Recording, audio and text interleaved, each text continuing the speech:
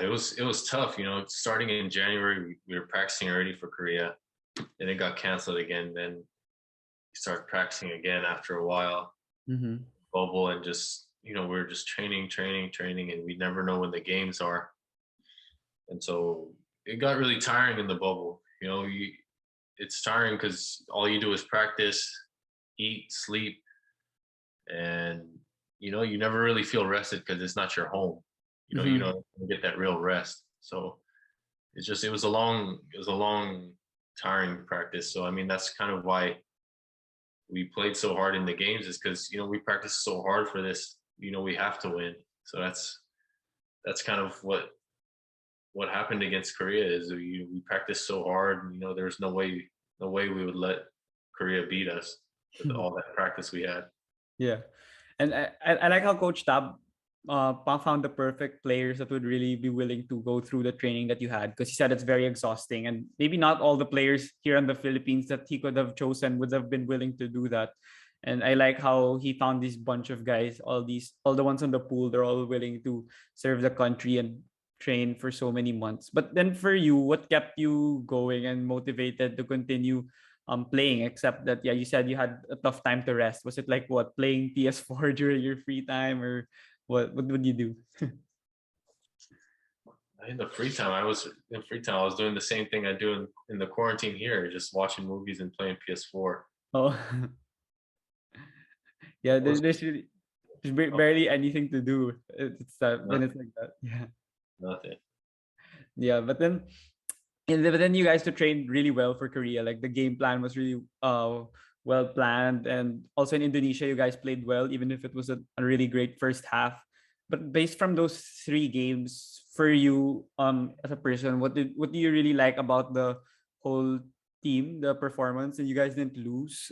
In the Korea games though, you guys didn't play well like in the first half and of the first game, but in the second half you guys really played well, especially you in the second half of the second game. You really played a great all-around game. So what's your observation of the whole performance of the team? Yeah, I think it was big in the Clark window, because it gave us a lot of confidence towards our program that like it'll work. I think there was a lot of doubters of how our team was all college guys. Coach Tab being there, a lot of people doubting us, and so us going undefeated there, it kind of proved that we we belong. And with a lot of hard work and practice, anybody can be anybody. And so I think it just gave us a lot of confidence in ourselves, and the fans confidence in us. And so I think it was really big for our program, those wins. Yeah, but how did you not make the outside noise affect you though? Like you mentioned, like I know a lot of people were kind of doubting, like it's all Ateneo players, it's all amateur players, and why are you making them play against pros? Like these players from Korea are all stars in their professional league. But then how did you guys not mind it? Like it's easy to literally just check your DMs and or your mentions on Twitter, and they're like doubting you. But then for you and the other team, if you know, like how did you guys keep mindset with a goal? Keep your mindset with a goal to win all these games.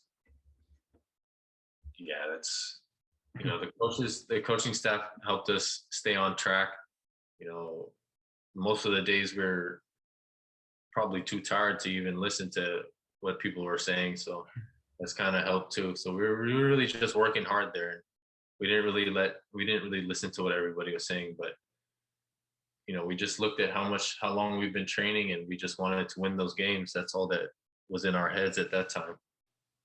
Yeah, and I like also those games that despite the physicality of Korea in the first half, like you mentioned in previous interviews that you got kind of shocked with how they were playing you, and you adjusted in the midst of the game, and this you played well second quarter onwards, and a lot of the plays were for you, I think, in the first quarter. And I think in the first minutes you only had 4 or 6 points. It was kind of tough, and then in the second quarter, I think when RJ came in, that's when they found a spark plug.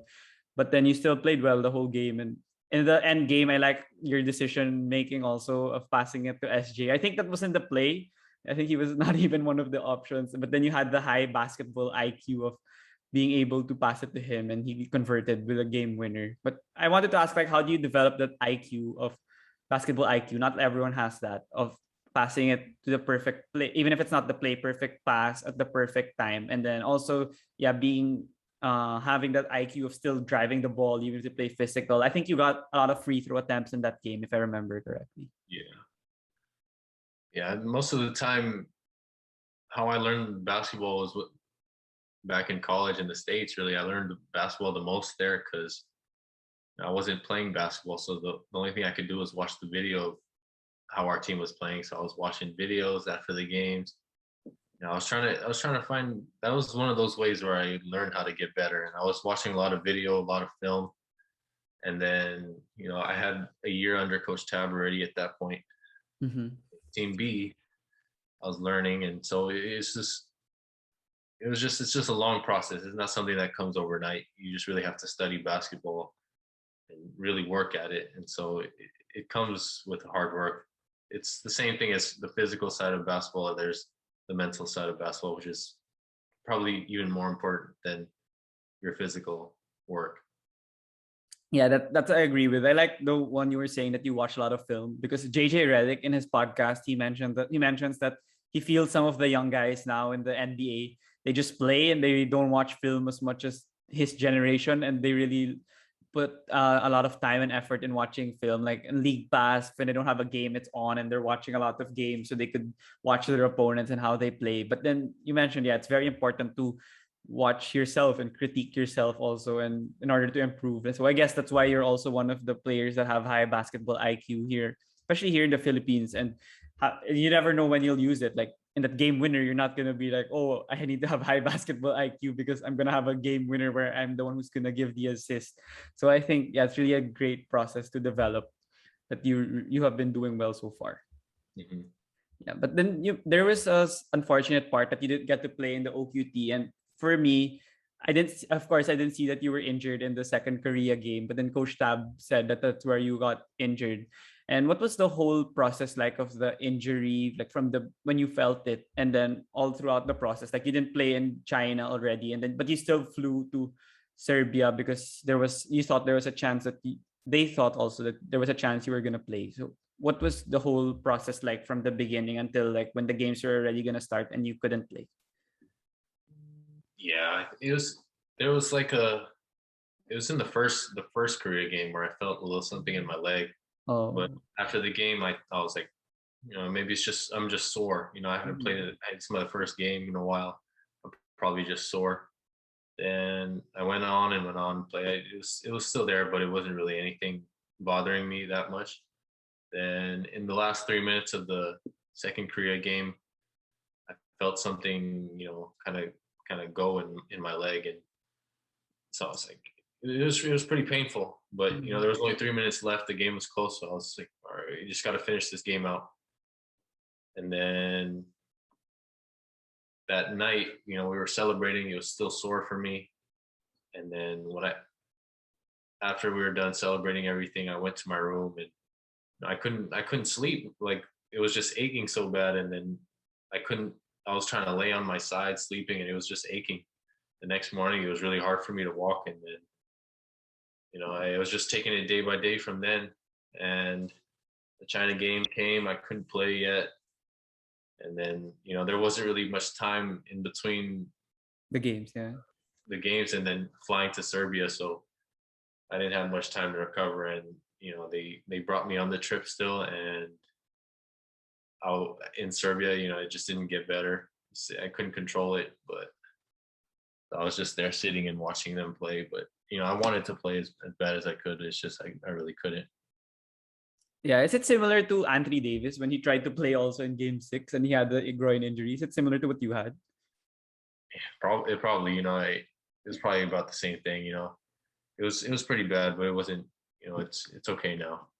Yeah, how long did you take to fully recover from it? Because like I think you just need to rest, right, for it to fully heal. Yeah. I was out for like almost a month Oh, that's pretty long. with that from the Clark window, the whole Serbia. Then we had the quarantine. All of that time, I wasn't really doing anything. So it was close to about a month until our next bubble.